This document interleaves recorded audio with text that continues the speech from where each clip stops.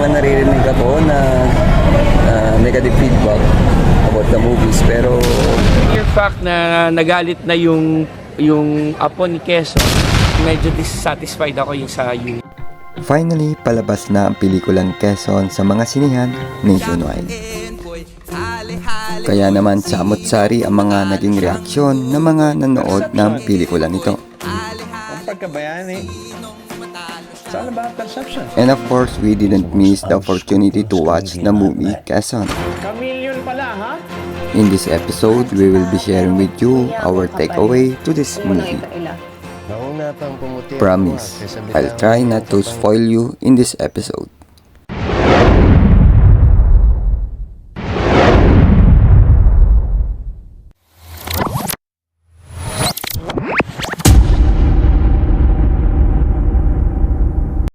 Central o seaside? ay, dito. Dito na, Central Seaside.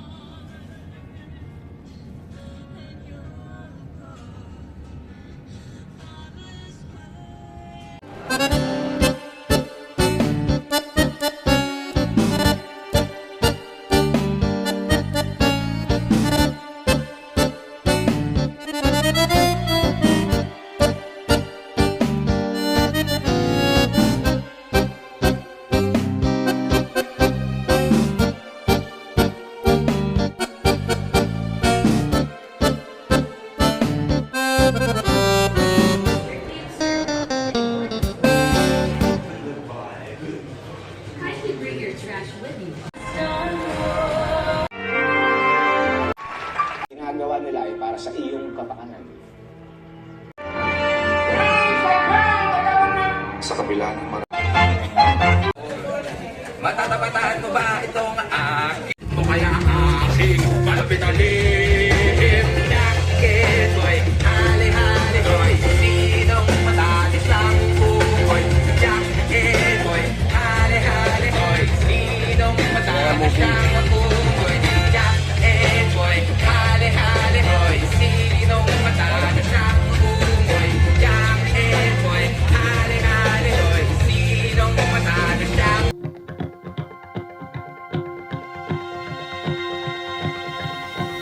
Jack-in ko'y hali-hali hoy, sinong matalo siyang unggoy. Perception. Jack-in ko'y hali-hali. Pagkabayani. It's very surprising yung pelikulang Quezon.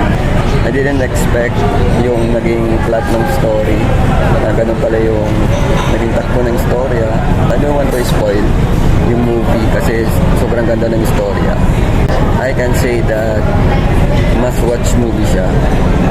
So, I highly recommend and suggest na panoorin niyo siya kasi it's different story doon sa dalawang nauna. One word that I can describe with the movie, surprising. So, panalo. May mga naririnig ako na negative feedback about the movies pero I don't totally agree with that. Pero iba rin siguro yung naging perspective pero I can say na it is must recommended and must watch movie of the year on Quezon.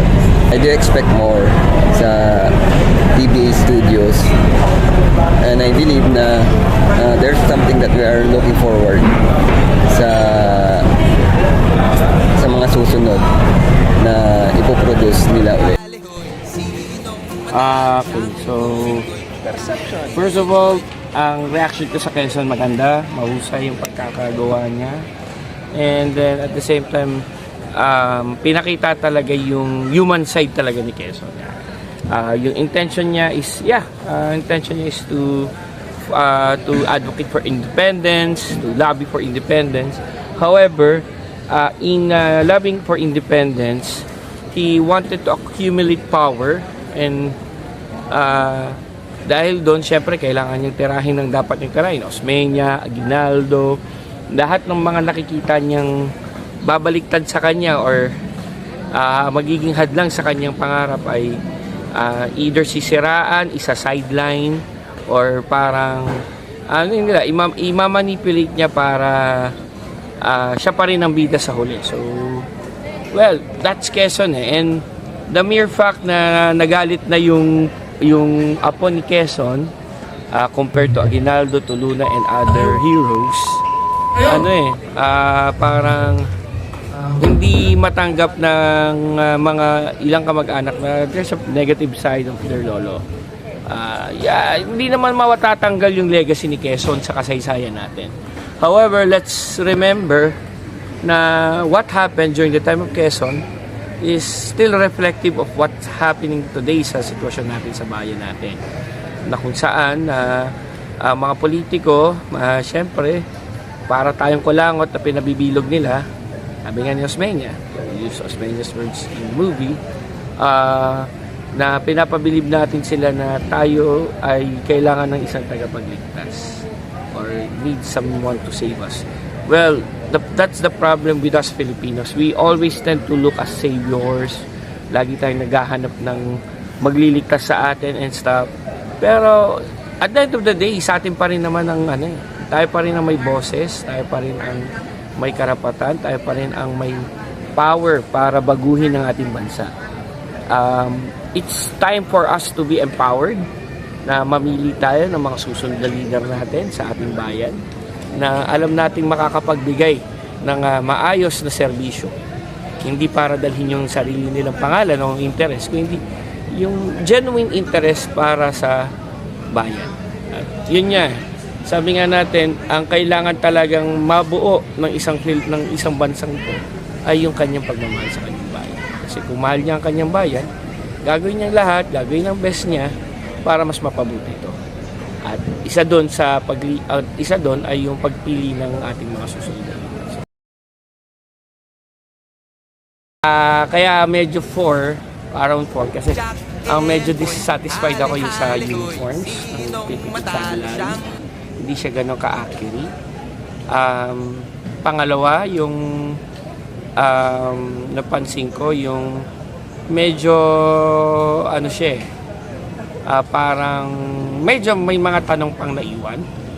However, in terms of the storytelling, in terms of yung arte ng mga actor like si Jericho Rosales or Simon Copiado, both as Quezon and Aguinaldo respectively, na nagampanan nila kung sino yung mga roles na yun. Isang kinatuwa ko dito and surprised me the most was the redemption arc of Aguinaldo na bakit. Ako for the longest time, naging critic din ako ni Aguinaldo . Then nag-research ako ng mas malalim, may mga nakausap ako from yung kamag-anak hanggang dun sa mga kakilala ko na bakit naging pro Aguinaldo sila later on is because he's the hero that we misunderstood. Nag-focus lang tayo dun sa naging issues niya with Luna and Bonifacio, pero hindi nila nakita yung mga naging sakripisyo din ng mama para makamtan natin ang independensya. Lahat naman ng mga naging action niya during that time is out of military necessity. Because he's a military man. He cannot afford to ma-fail yung mission at yung ating pinaglalaban. So, ganun yung ginawa niya. Kaya lang, ang ginawa kasi ni Quezon, parang in-exaggerate niya yung ganung bagay na talagang pati yung bayani na dapat sana ay tinitingala at hinahangaan ay tinawag pang traitor. Yun ang nakakalungkot. Yun yung, kung ikaw ilalagay mo sa sapatos ni Aguinaldo, masasaktan ka.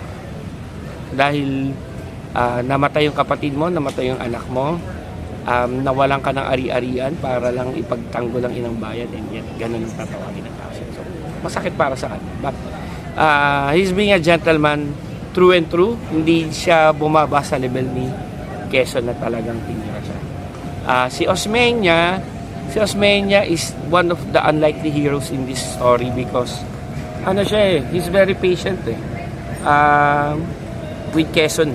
Kahit na ang magandang kwento dyan, 1943, tapos na yung term ni Quezon, at si Osmeña ang pwedeng pumalit na sa kanya. And yet, nagpaubaya pa rin si Osmeña hanggang sa namatay si Quezon. So, siya siguro na maganda sana nabigyan ng expound yung kanyang sacrifice and yung patience on dealing with Quezon for the sake of independence. So, yung mga other characters, nagampanan nila. Si Joven talagang naging mata natin.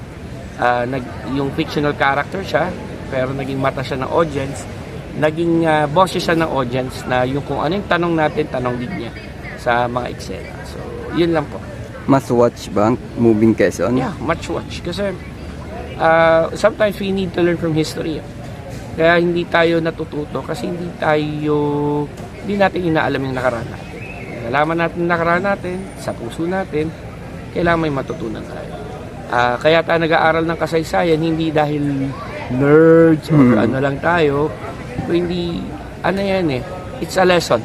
We need to learn our lessons as human beings para sa mga susunod na henerasyon, huwag na natin ulitin yung mga nagawa nila, pagkakamali. At yung mga good examples nila, gawin natin. What positive about Quezon is, he is a visionary.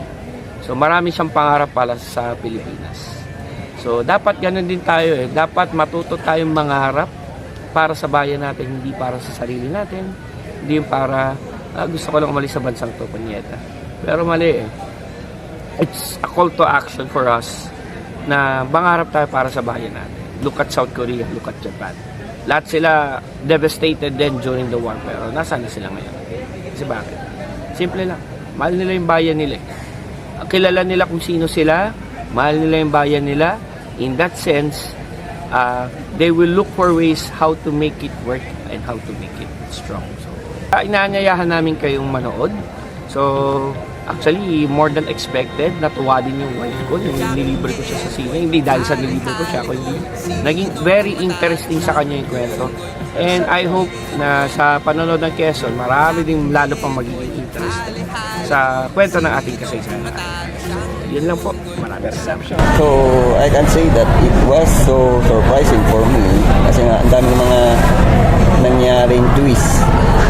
So, when it comes onto this movie, kaya masasabi ko, it was so surprising for me kasi ang daming nangyaring pagbabago compared to what I expect. And then my first impression with regards to the trailer na pinalabas. Pero, you know, like what I said, so this is a must watch and I highly recommend it to watch this movie. The movie Quezon is a movie of legend. Into prosperity. By hook or by